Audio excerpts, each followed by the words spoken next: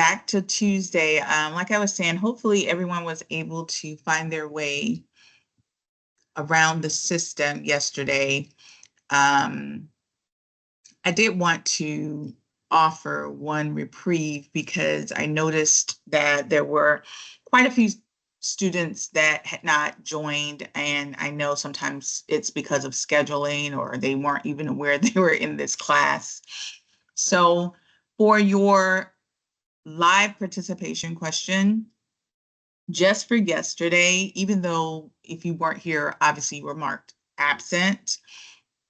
But if you still want to do that assignment to at least get your points, I will open up that assignment just for today. You will need to review the video from yesterday in order to get the participation question.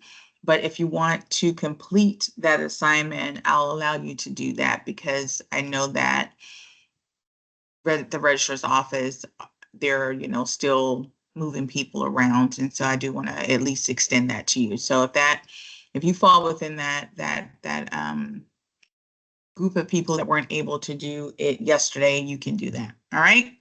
All right, yesterday we talked a little bit about long-term goals, and what I said to you is it is really the core foundation of this class because leaving your program with some type of career plan is essential. They say that if you fail to plan, then you're planning to fail because what else are you doing? You're winging it, right? So if you don't have a plan, you're just going to wing it. Like if you're, I'm going to start this job and I'm just going to see where it goes. It's like a relationship. You're just going to see where it goes. Those that are most successful are the ones that have a career plan. So we are going to strongly encourage you, even though we'll do just a small plan here in this course, plans are designed to be sketched out, and then throughout your career, you are going to adjust them because things are going to change, technology for one, right? So, it's important to have the plan, but not be married to it because you will need to take into account, whatever happens. You may say you're going to go work for a small company because you're going to start your own business, and then they decide to retire and close the business, right? So things happen and you'll have to adjust your plan, but that doesn't mean that you don't have one. So in chapter 1, it talks about preparing your career and the importance of that plan, right? Um,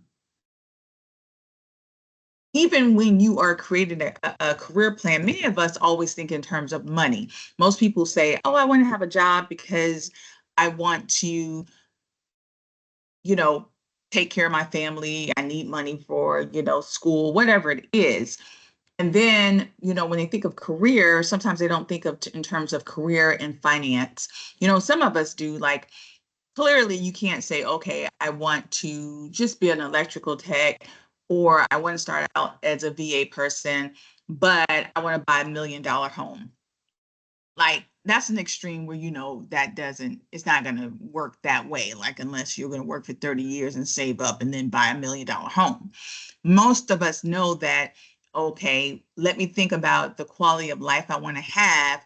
And then also let me think about whether the career that I am, embarking upon, does it make sense? So if I am interested in financial freedom, if I'm interested in autonomy for my time, if I'm willing to work hard, but I want to be the master of my own destiny, then maybe entrepreneurship is going to be most ideal for me.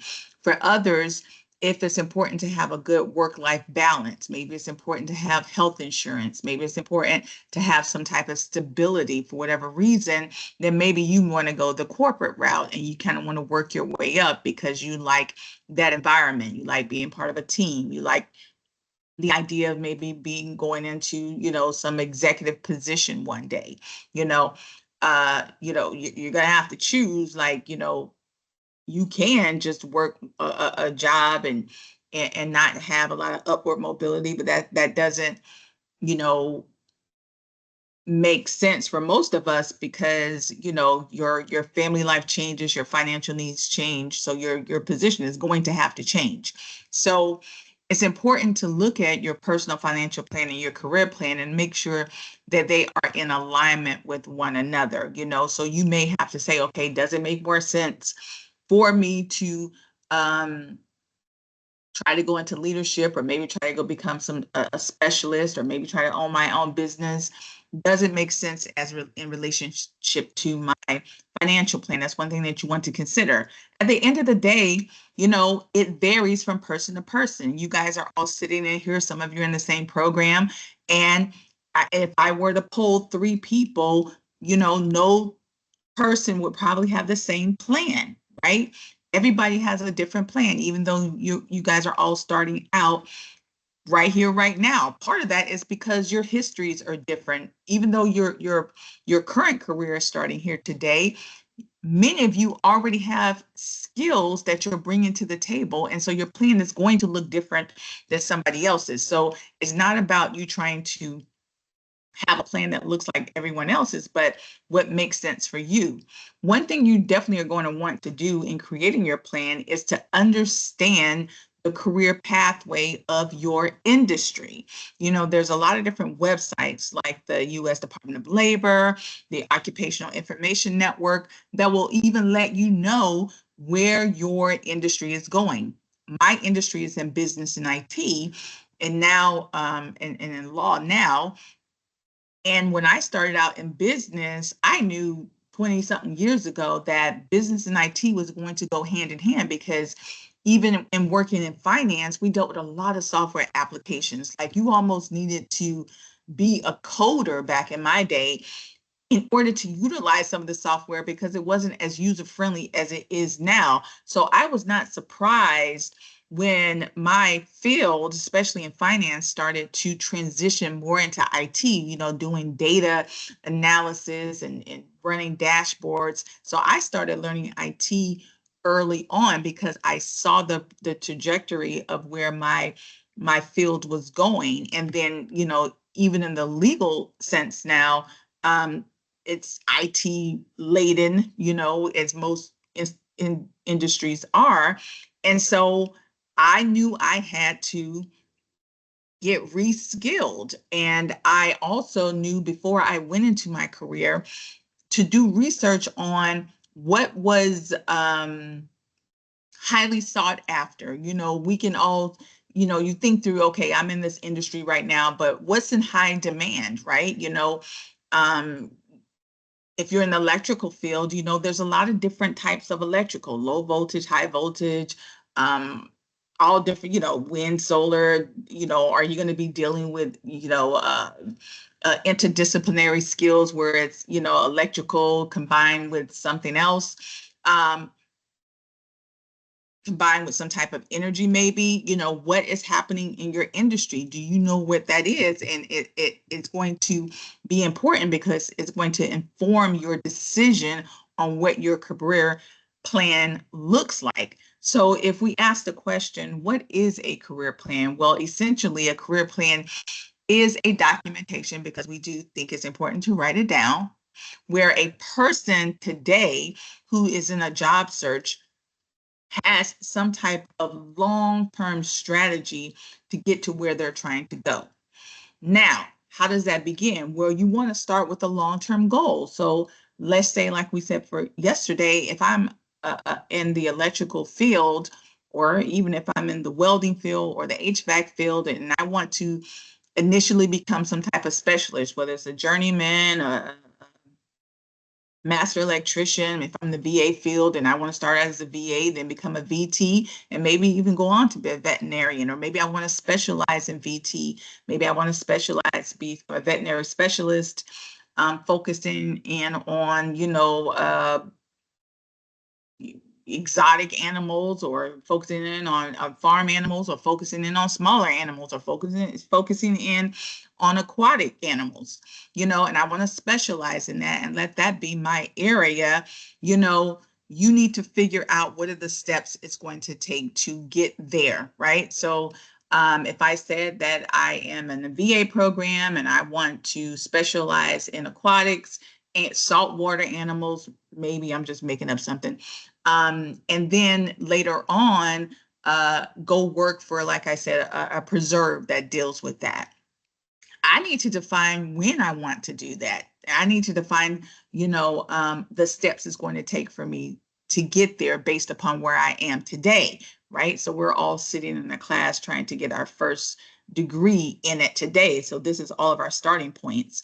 So what's going to get you from here today to that first goal is going to be what we call action steps, right? So once you've defined what you want to do, you want to then put a time limit on it. So if I'm an electrical person, going back to my original example, I want to become a master electrician within 6 years. Any electrical people here? Give me a thumbs up. I want to become a master electrician in 6 years. Can I do that? Is that doable? Alan, Eduardo? Okay. You laughing. Edward, I don't know. Eduardo, I don't know if you're just playing with your emojis or if it's doable. All right. So Eva, 6 years is doable. Okay. Now, I also want to start my own business in 10 years. Is that doable? So can I become a master electrician in 6 and own my own business in 10? Is that doable? Yeah? Okay. Okay. I'm on my way. I'm on my way. All right. So now that I have created a goal and I've given it a deadline, now I know where I'm starting. I need to figure out the steps in between to get there. Does that make sense, guys? So what I've essentially done, I've turned my goal into a SMART goal. And we are going to talk about that now, because before we create a plan, we need some goals to have a plan. And then the steps that we're going to take to get to that goal is essentially the plan. Some of us may have to start with doing some type of self-assessment to say, oh, do I even have the skills to own my own business? Now, I know I see my uncle and my daddy run their own business. Can I do that?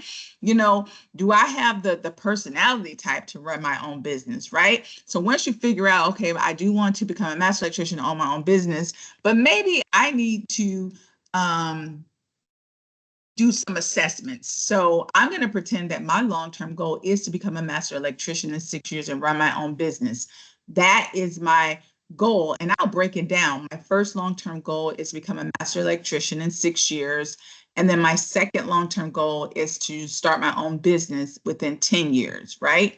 The short-term goals in between is what's going to get me and I guess you're going to start backwards like this, is when it's what's going to get me to that goal. Does that make sense?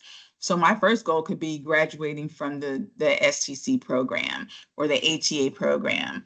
And then my next goal would be, maybe starting, finding a job at a small company where I can do some on-the-job training. My third goal may be, and I probably want to give it a deadline, graduate. I'm going to graduate in 2025 and get that first job. Then I'm going to,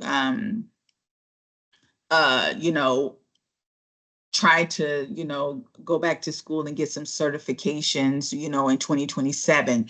And then by 2028, I'm going to sit for that and start studying for that, test. You see what I'm doing? And then, I'll become a master electrician within that 6-year time frame. Now I've done my long-term goal. Did y'all see what I just did there? And those are the steps, right?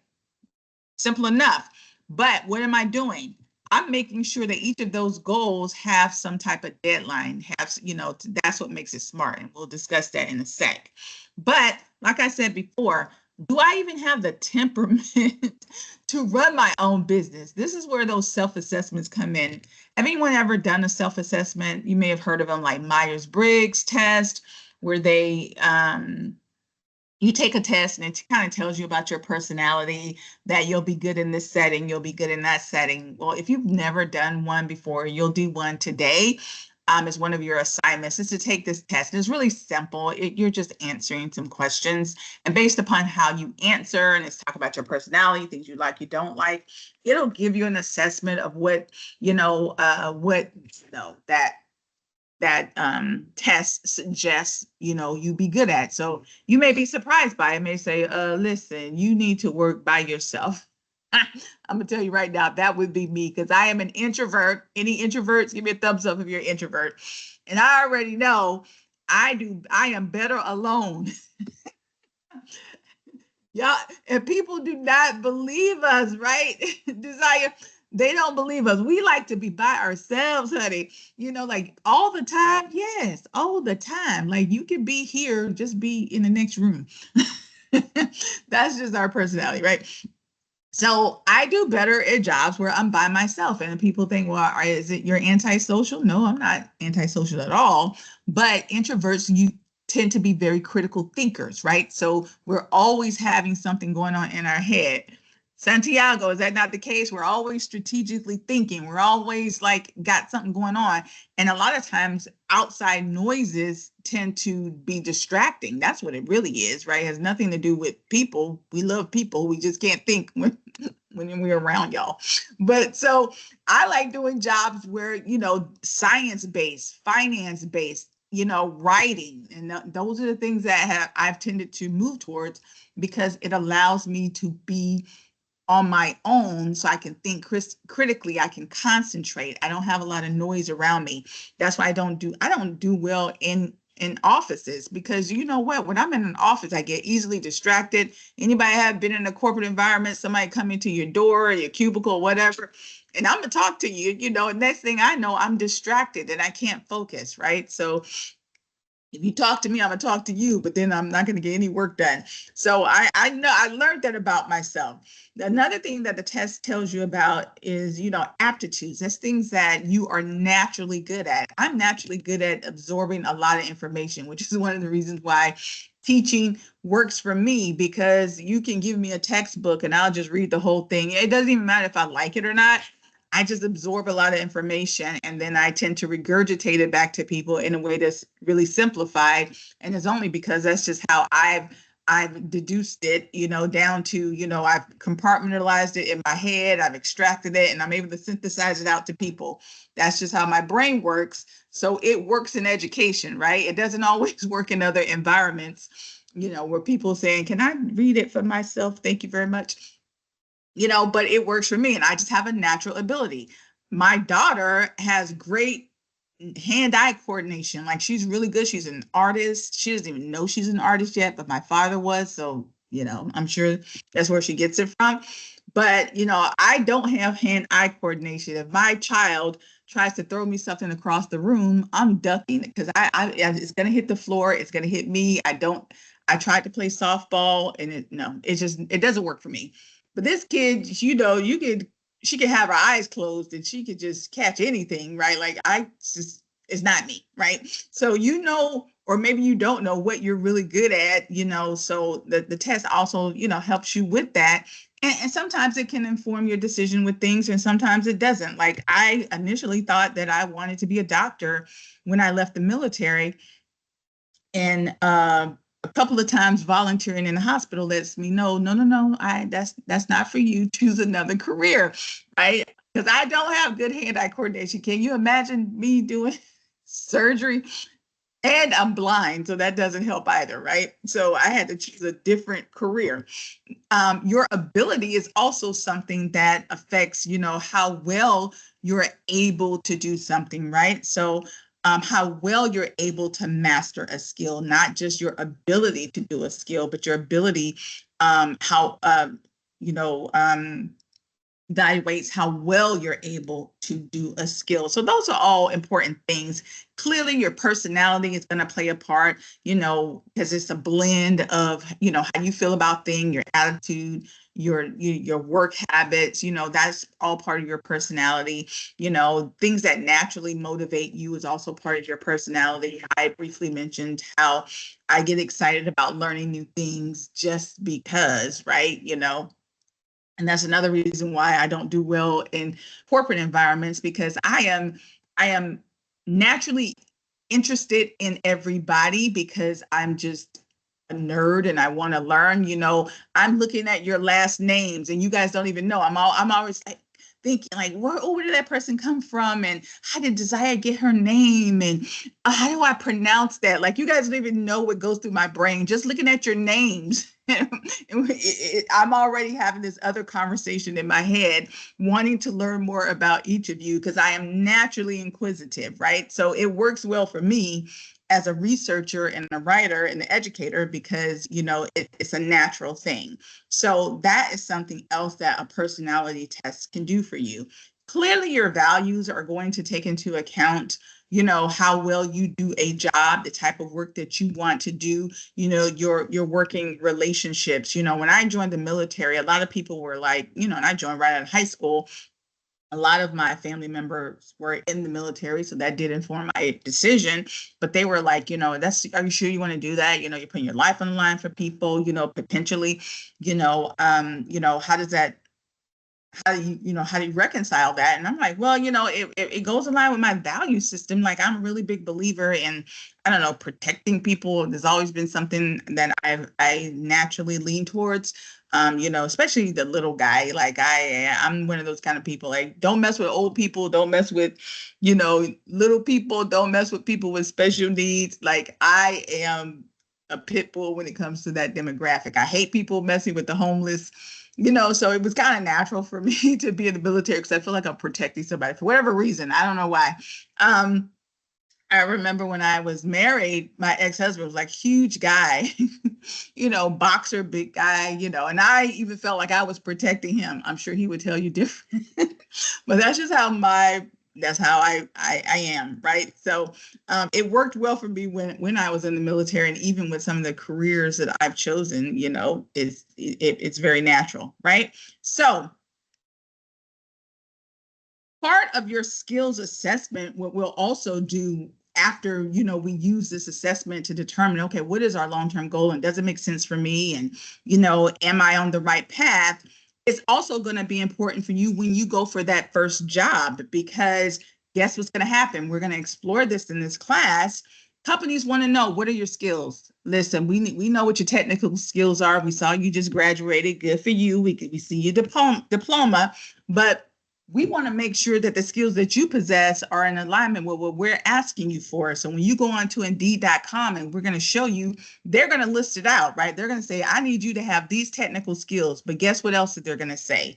We also need you to have these type of soft skills. Has anyone ever seen that before? Give me a thumbs up if you have been on to, Indeed.com and you've actually noticed that. Maybe you've been like, okay, they just had to throw that in there. That must be an HR thing. Nah, that's not an HR thing. That's a real thing. That's a real thing. And let me tell you something. It comes from two different places. It comes from, one, making sure that you have the right temperament for the job. You can't go working at a pet clinic and not have empathy for pets. I think that might be a given, but it's not a given to everyone, right? You need to have compassion. You can't go tell some pet owner that their dog or their animal is not going to make it, and you're all stoic and indifferent. Like, you can't act like the driver license lady. We know those people, right? You have to have some type of empathy. So if you go to a job description, yes, it's going to say, can you run a catheter? Can you do an animal restraint? But what else are you going to find in that job description? Do you have compassion? Are you a good listener? Can you have good communication skills? Are you going to pick up the phone and tell the pet owner, Sarah, we tried everything we could. We want to know where you want us to ship the remains. Like, you can't be that person, right? So if that's not your thing, and even though we could all say, let me know by any emoji, have we ever had some type of customer service when we know there wasn't a service for the customer in that person, nowhere in that person's body? Should they be in that job? I don't care if it was your doctor. It could have been the drive-through lady. We know that, ma'am, sir, this job is not for you. Right? Like, they clearly did not vet you properly for this job, right? So we know that happens, right? And so when you understand what your hard and soft skills are, and some of those what we call transferable skills that you're going to bring to a company, like I said before, you guys are in this program, you already have skills that you're bringing to the program. Some of those are soft skills, and people are going to want to make sure that you have them. Some other reasons why they want to make sure you have them is probably the person that left or the person they may have let go probably was there was a gap. So sometimes when you see it, and you need to pay attention to it, because you never know why they put it there. It's not just, oh, the HR person just put it there. They put it there for a reason. And I'm telling you from experience, oftentimes it was because it was a gap that the last person did not have, and they want to make double sure that it's something that you have. So when they say you need to be a good communicator, don't just brush that off like, that's not important. If they put it in the job description, it's important. And we'll talk about how you're going to be using those skills. So when we talk about types of skills, what are hard skills? Those are those technical things. You're learning those things in your classes now, right? You're learning how to be a welder. You're learning how to be an electrical person. You're learning how to be VA. But you also need some soft skills. You need some time management, teamwork, active listening skills, flexibility. And this is something that we try to infuse, not just in this class, but in some of the other classes that you have as well. You need to be a good problem solver. All those soft skills are going to be mentioned in that job description. And as you go up in the ranks, what's going to happen? It's going to be the inverse, because once you become a team leader and a manager, an executive, and a business owner, you're not going to need as many technical skills, are you? You're going to need more soft skills than technical skills. The technical skills are what get you in the door, because it's a heavier lean sometimes. But what's going to get you promoted are the soft skills, right? Nobody wants to work for somebody that's a horrible listener, doesn't have good communication, horrible at problem solving. Like, how are you going to run a company or run a team and you have no problem solving skills, right? So these skills are important. They're equally important. Technology skills are also important. Give me a quick thumbs up if technology is in your fields currently, if you've already seen it in your field. I know all y'all should be raising your hand on that one, because yes, right? Does anybody want to share how technology is affecting any of your industries? Anybody want to share how it currently is affecting it? Maybe it's something you didn't realize. You're like, what in the world? You want to share? Don't make me call on you now. Somebody tell me something that how technology. Go ahead, sir. In the electrical field right now, PLCs in the industry, industrial fields are like automating everything, which is reliable on everything right now in the industrial field. A lot of automation, right? Yeah. Like, is it like the handheld machines that you're using? Is it like if you're putting stuff in a CAD system or what? It's like with the VFDs, they need to be like automated with PLCs so they can like just work on their own, and also needs like different types of like filters, like filter the harmonic cell and everything.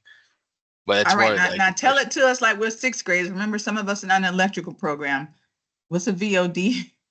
It just determines like how fast, how many, the frequency of like the motors or whatever is going, and it's used mostly in industrial. Oh, okay, we learned something. Thank you, Alan.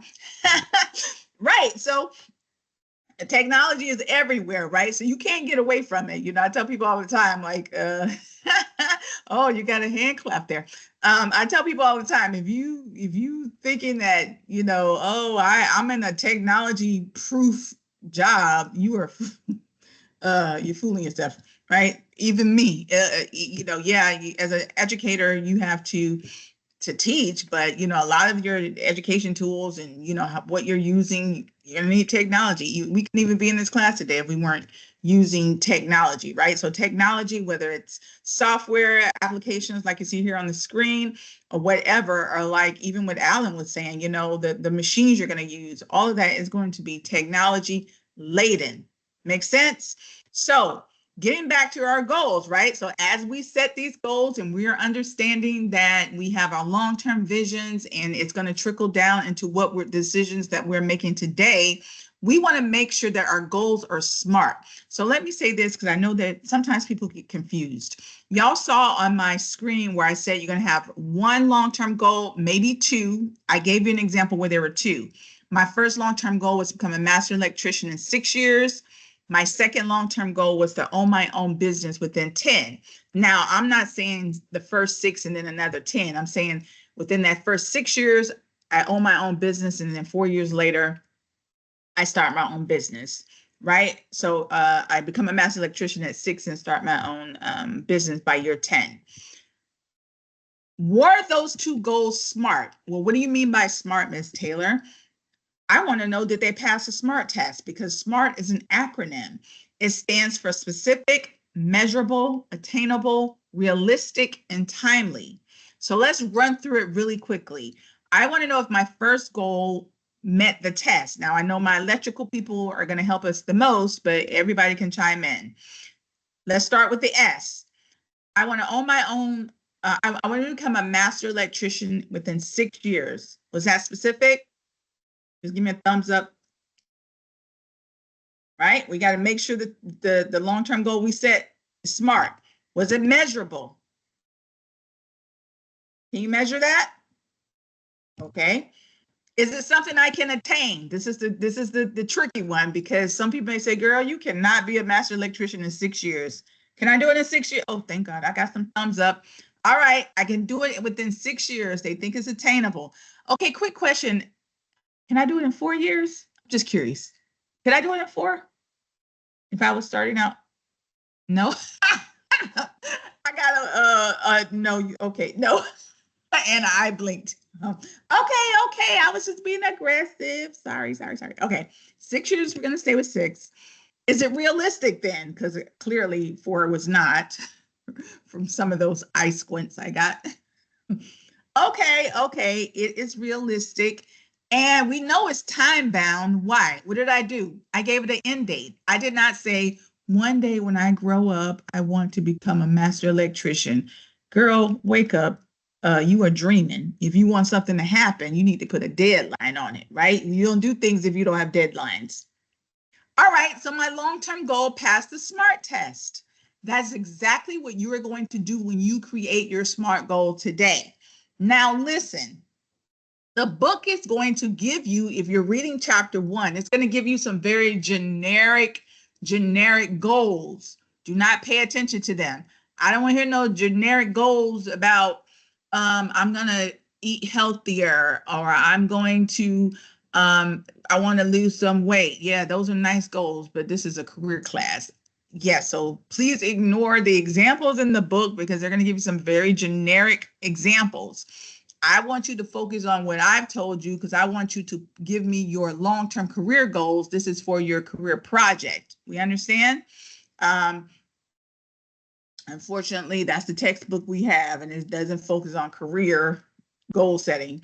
But that's what I want you guys to do. So for today, you're going to give me one long-term goal. I would prefer 2, but at least 1, but I prefer 2, right?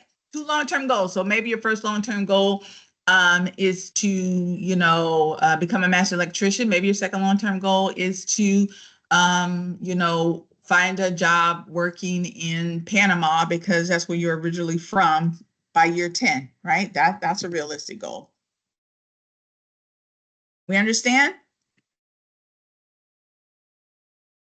Right? So there again, that's what it looks like. Long-term goal.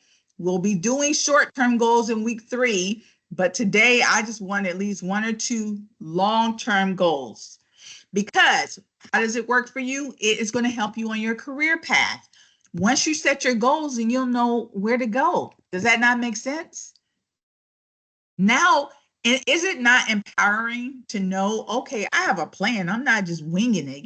I know what I'm trying to do. I know why I'm trying to do it. When you go work at that person's company, and it's a small time company, and maybe, the mom and pop thing is not just, you got to hold, in the words of my ex-African husband, sometimes you have to hold your nose and walk through things, right? So maybe you have to hold your nose, and you don't like the way it smelled there, metaphorically, but you need to get something done. And when you need to get something done and you have a purpose, it's easier to deal with it. Is that not true?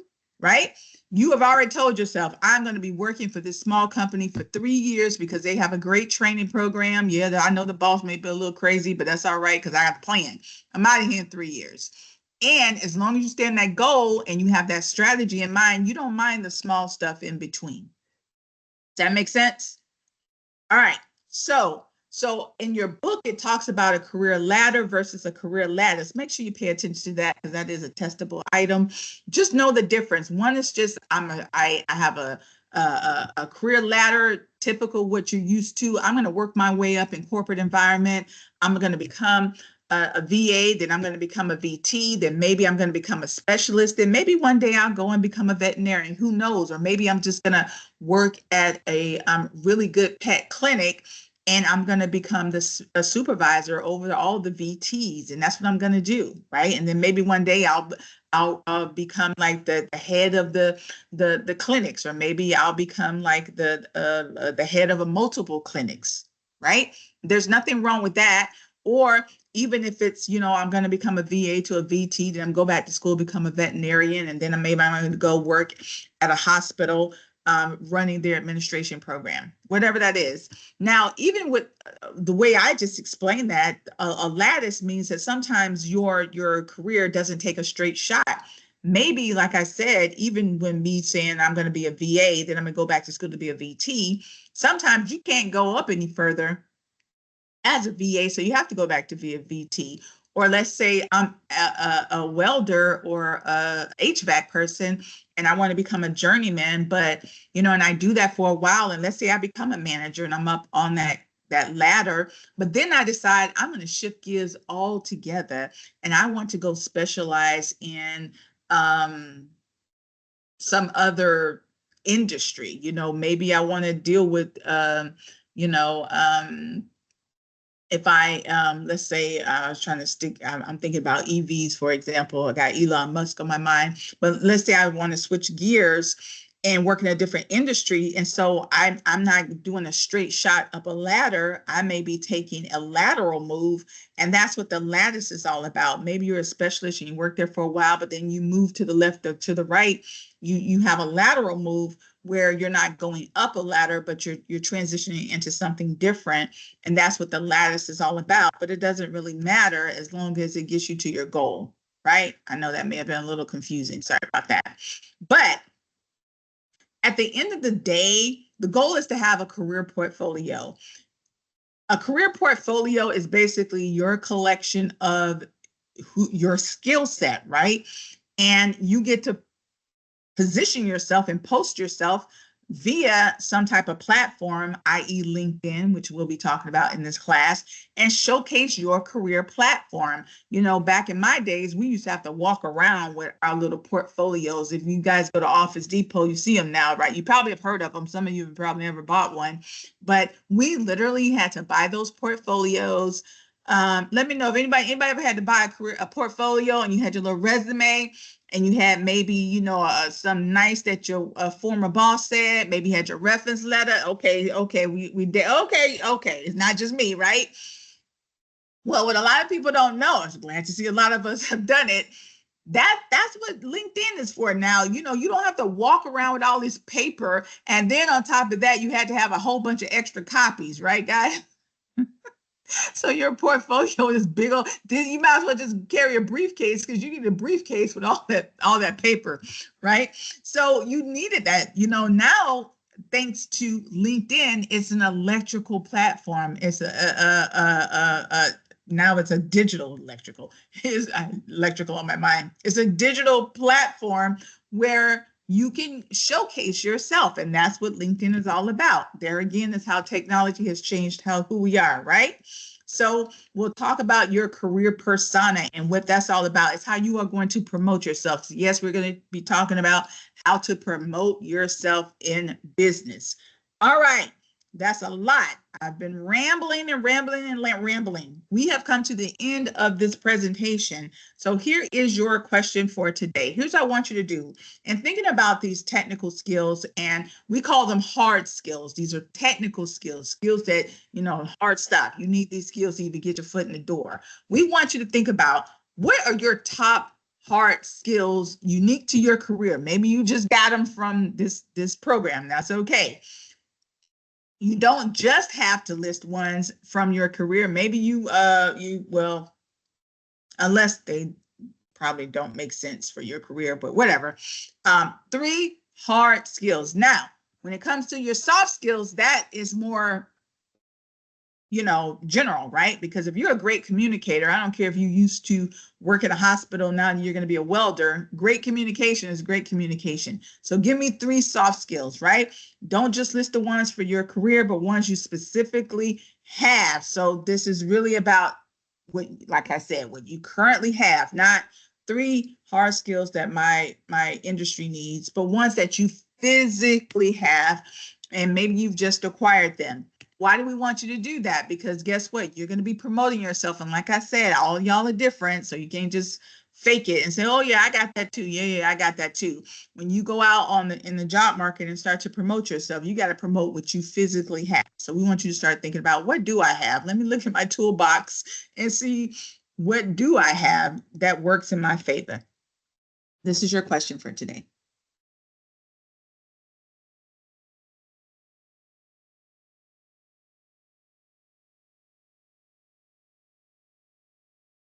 All right, my friends, remember, in addition to this assignment, which is due by 12:30, you have 2 assignments today. One is to give me your long-term goal.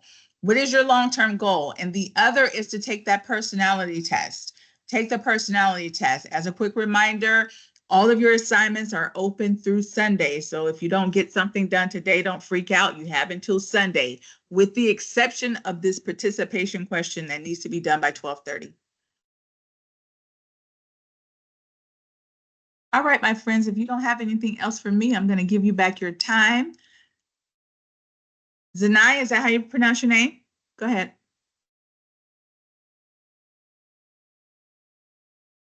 I'm wondering, I'm I can't hear you. Say again.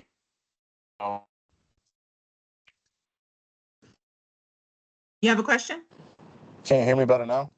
Yes, go ahead. Can you hear me better now? All right, Yes, we sorry. can hear you. I missed class yesterday. I was trying to see if I can get somewhat of assistance with that, or can I talk to you after class on this? Yeah, you want assistance with like trying to navigate the online system? Or Yeah, because I don't necessarily. You were talking about a book. I don't have that book. I don't know yeah. what book So you're what I'll talking do with about. you, no problem. Let me, is that your main question? Yeah. Okay. So what I'm going to do, I'm going to go ahead and stop the recording now. And let me just show you really